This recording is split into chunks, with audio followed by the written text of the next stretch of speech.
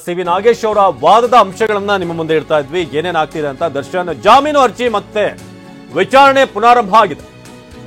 57ನೇ CCH ಕೋರ್ಟ್ನಲ್ಲಿ ಜಾಮೀನು ಅರ್ಜಿ ವಿಚಾರಣೆ ಆರಂಭ ಆಗಿದೆ.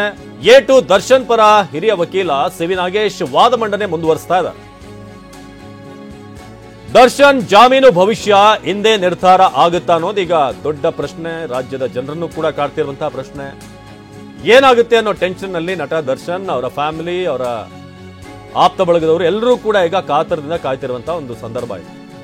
57ನೇ ಸಿಸಿಎಚ್ ಕೋರ್ಟ್ನಲ್ಲಿ ಜಾಮೀನು ಅರ್ಜಿ ವಿಚಾರಣೆ ವಾದ ಈಗ ಮತ್ತೆ ಆರಂಭ ಆಗಿದೆ. ಬಹಳ ಮುಖ್ಯವಾಗಿ ನಾವು ಬೆಳಗ್ಗೆಯಿಂದ ಅಂದ್ರೆ ಮಧ್ಯಾಹ್ನದಿಂದ 12:30ಕ್ಕೆ ಏನು ಆರಂಭ ಆಯಿತು ಅಲ್ಲಿಂದ ಸಮರೈಸ್ ಮಾಡೋದಾದ್ರೆ ಏನು ಅಂತಂದ್ರೆ ಇಲ್ಲಿ ಹಣದ ವಿಚಾರ ಬಂದಿದೆ. ಒಂದು 37.5 ಲಕ್ಷ ಈ ಮೋಹನ್ ರಾಜ್ ಅನ್ನುವ ವ್ಯಕ್ತಿ ದರ್ಶನ್ ಅವರಿಂದ ಪಡೆದಿದ್ರು ಅಂತ.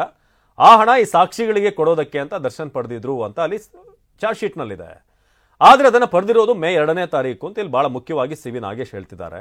ಘಟನೆ ಆಗಿರೋ ಜೂನಲ್ಲಿ ಮೇ 2ಕ್ಕೆ ಇವರು ಹಣ ಪಡೆದಿದ್ದಾರೆ ಅಂತಂದ್ರೆ ಒಂದು ತಿಂಗಳ ಹಿಂದೆನೇ ಯಾರಾದರೂ ದುಡ್ಡು ತಗೊಂಡಿರ್ತಾರ ಸಾಕ್ಷಿಗಳಿಗೆ ಕೊಡಬೇಕು ಅಂತ, ಅಥವಾ ಆಗ್ಲೇ ಕೊಲೆ ಮಾಡಬೇಕು ಅನ್ನೋ ಉದ್ದೇಶದಿಂದ ಯಾರಾದರೂ ಪಡೀತಾರ, ಅಥವಾ ದುಡ್ಡು ಪಡಿಬೇಕಾದ್ರೂ ಕೂಡ ಅದನ್ನೆಲ್ಲ ಹೇಳೋಕ್ಕಾಗುತ್ತೆ ಅವ್ರಿಗೆ ಅಂತ ಈಗ ದರ್ಶನ್ ಪರ ವಕೀಲ ಸಿ.ವಿ. ನಾಗೇಶ್ ವಾದ ಮಂಡನೆ ಮಾಡಿದ್ದಾರೆ. ಆದರೆ ಮೋಹನ್ ರಾಜ್ ಅವ್ರನ್ನ ಕರೆದು ಅವ್ರನ್ನ ವಿಚಾರಣೆ ಮಾಡಿದಾಗ ಅವ್ರು ಹೇಳಿದ್ದೇನೆ, ಮಗಳ ಒಂದು ಆಲ್ಬಮ್ ಸಾಂಗ್ ಇತ್ತು, ಅದಕ್ಕೋಸ್ಕರ ನಾನು ಹಣ ಪಡೆದಿದ್ದೆ. ಮೋಹನ್ ರಾಜ್ ಪುತ್ರಿಯ ಒಂದು ಡ್ಯಾನ್ಸ್ ಆಲ್ಬಮ್ ಮಾಡಿಸ್ಬೇಕಾಗಿತ್ತು.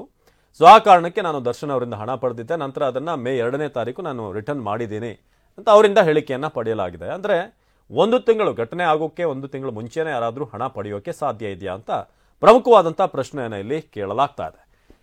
ಸೊ ಈ 40 ಲಕ್ಷ ಅಮೌಂಟ್ ಟೋಟಲ್ ಫೆಬ್ರವರಿಯಲ್ಲಿ ನಾನು ಕಳಿಸಿದ್ದೆ, ದರ್ಶನ್ ಅವರಿಂದ 40 ಲಕ್ಷ ಹಣ ಪಡೆದಿದ್ದೆ ಫೆಬ್ರವರಿಯಲ್ಲಿ, ನಂತರ ಮೇ ಅಲ್ಲಿ ಅದನ್ನು ರಿಟರ್ನ್ ಮಾಡಿದ್ದೀನಿ ಅಂತ ಮೋಹನ್ ರಾಜ್ ಹೇಳಿದ್ದಾರೆ ಅಂತ ಸಿ.ವಿ. ನಾಗೇಶ್ ಈ ಅಂಶವನ್ನು ಹೇಳ್ತಿದ್ದಾರೆ. ಒಬ್ಬ ಬರ್ತಾನೆ ರೇಣುಕಾಸ್ವಾಮಿ ಅಂತ, ಅವನನ್ನು ಮರ್ಡರ್ ಮಾಡಬೇಕು, ಸೊ ಅದಕ್ಕೋಸ್ಕರ ಸಾಕ್ಷಿಗಳ ಮೇಲೆ ಅವ್ರಿಗೆ ದುಡ್ಡು ಕೊಡಬೇಕಲ್ವಾ, ಅದಕ್ಕೆ ನೀವು ಹಣ ಕೊಡಿ ಅಂತ ಏನಾದರೂ ಹೇಳೋಕ್ಕಾಗತ್ತಾ ಅಂತ. ಸೊ ಅದನ್ನು ದರ್ಶನ್ ಏನು ಹೇಳಿದಾರೋ, ಏನು ಅನ್ಕೊಂಡು ಹಣ ಅಲ್ಲಿ ವಾಪಸ್ ಪಡೆದಿದ್ದಾರೋ ಗೊತ್ತಿಲ್ಲ. ಆದರೆ ಸಿ.ವಿ. ನಾಗೇಶ್ ಈಗ ಅವರ ಪಾಯಿಂಟ್ನ ಅಲ್ಲಿ ಹಾಕ್ತಿದ್ದಾರೆ. ಸೊ ಅವನನ್ನು ನಾನು ಮರ್ಡರ್ ಮಾಡಬೇಕಾಗುತ್ತೆ ಅಂತ ಹೇಳೋಕ್ಕಾಗುತ್ತಾ, ನನ್ನ ಮೇಲೆ ಚಾರ್ಜ್ ಶೀಟ್ ಹಾಕ್ತಾರೆ ಅಂತ, ಆಗ ಸಾಕ್ಷಿಗಳಿಗೆ ಕೊಡಬೇಕು ಅಂತ ಮೋಹನ್ ರಾಜ್ ಅವ್ರಿಗೆ ಹೇಳಿ ದುಡ್ಡು ತಗೊಳಕ್ಕಾಗುತ್ತಾ ಅಂತ. ಅಂದರೆ ದುಡ್ಡು ತಗೊಳ್ಳೋರಿಗೆ ಇಂಥದ್ದೇ ಕಾರಣ ಅಂತಿಲ್ಲ, ಕೊಟ್ಟಿರುವಂಥ ದುಡ್ಡು ವಾಪಸ್ ಕೇಳ್ತಾ ಇರುವಂಥದ್ದಲ್ಲ. ಹಾಗಾಗಿ ದರ್ಶನ್ ನಾರ್ಮಲಿ ಅದನ್ನು ಕೇಳಿರ್ಬೋದು. ಸೊ ಇದು ಸದ್ಯಕ್ಕೆ ಒಂದಷ್ಟು ವಿಚಾರಗಳನ್ನು ಸಿ.ವಿ. ನಾಗೇಶ್ ಅವರೀಗ ತಿಳಿಸ್ತಾ ಇದ್ದಾರೆ.